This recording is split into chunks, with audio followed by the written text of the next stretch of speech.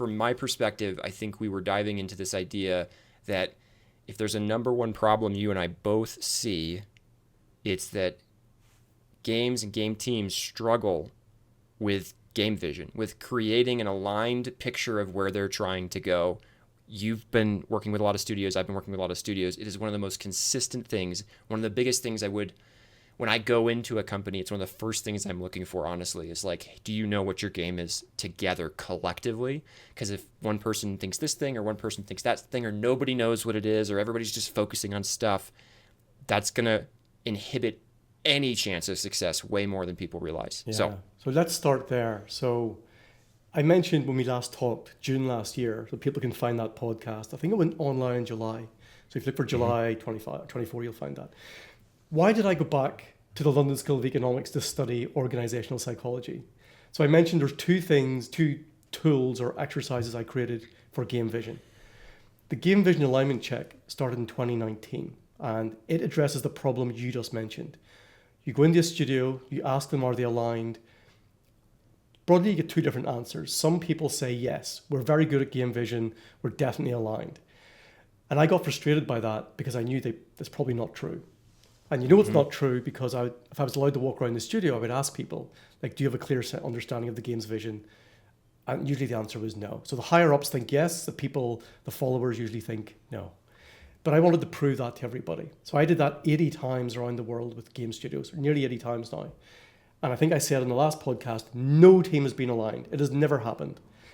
And it is independent of your experience and everything like that. It is a psychological problem. It's how you think. So I had the results that said no team is going to be aligned. And I had the tool that proved it. Spent 5 years making it.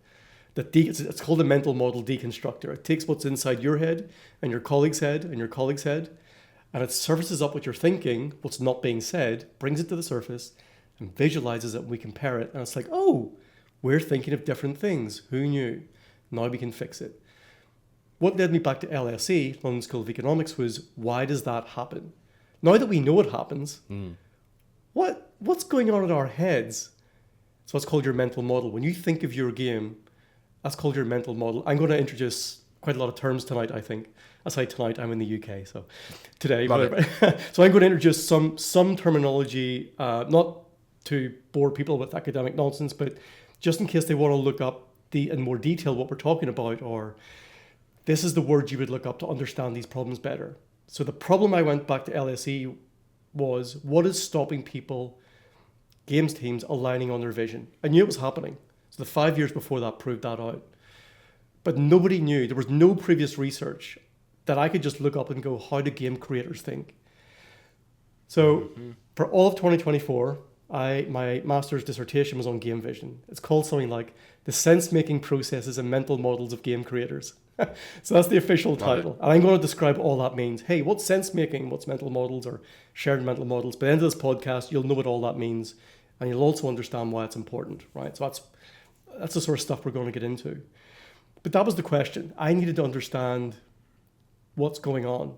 And before you start any research project, and I should say as well, I was a professor in the University of Sussex. So I was a professor in human-computer interaction. So I was already familiar with player psychology, but this is team psychology and it's different. That's why I had to go back to plug a gap in my education. They are not the same. I was missing something. So I think I've lost track already. But this problem, normally when you start a research project, you have to first of all look to see who else has solved the problem. What else has been done? So it's called your literature review. You don't want to just reinvent the wheel. The game industry loves reinventing the wheel, but academics are not meant to reinvent the wheel. You're meant to look and see, hey, before I answer this question, has anyone else done it? And if they have done it, how far have they got? So I looked for different terms like mental models in design, mental models in creativity, all that type of stuff. There is no previous work on game creators. And by game creator, I mean anybody involved in the team. From QA to design to CFO. If you're on a team making a game, I use the term game creator. And I do not care what position you're in. You are on the team. You're part of that team contributing to solving that problem. So that's one thing to take away from this already. If somebody wants to type into Google or any academic database, how do game creators think when they think about their game? There is zero research on that problem. So this work that came out of what I did will be the first paper that says, if you want to know how game creators think, in 2025 or 2026, that work will be I hope, publicly available somewhere, where you will see what people are thinking for the first time in the game industry. I love it. Now, Dude, it's so cool. So Cool. that's one thing to say, is that this is novel research. This is not something that's repeating or something that's existed for years. However, what I would say is I think people anecdotally have seen evidence of what I found in their day-to-day life. They see the friction. They see that people aren't aligned on a vision. So they're seeing parts of the problem. They're living it and they're feeling it. But what we need is academic rigor that proves it out, because it could just be anecdotal. Somebody could have said, well, I saw it in my studio, and somebody else could say, well, I didn't see it. And then we're at stalemate. It's just down to people's opinion.